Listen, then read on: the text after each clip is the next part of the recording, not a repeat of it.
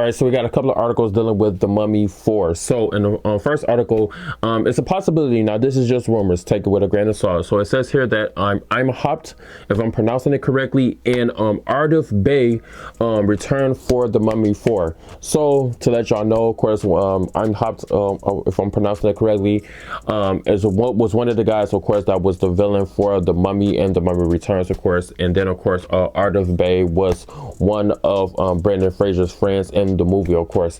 You know what I'm saying? So it'll be actually cool to actually see them return and everything if this is true. I'm hoping that it is.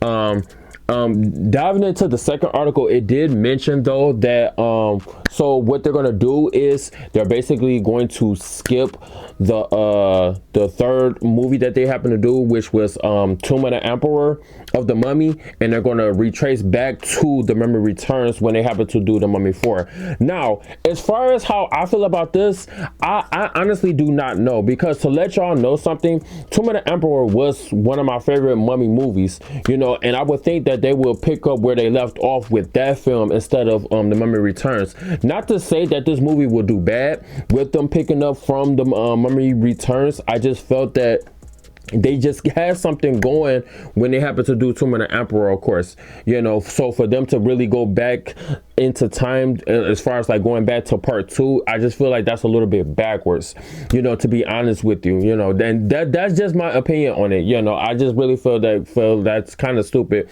for them to actually just skip over, but that's apparently what they're trying to go for, you know, for the Mummy 4. But overall, like I say all the time, only time will tell. And like I say, we will see how the movie turns out, of what it is that they're going to really connect the dots with when they happen to do this movie, to have it to where they're going back to the Mummy Returns. But let me know what you guys actually think about this article in the comment section down below. How do you actually feel about some of the actors that's coming back, as far as Ardeth and I'm hopped?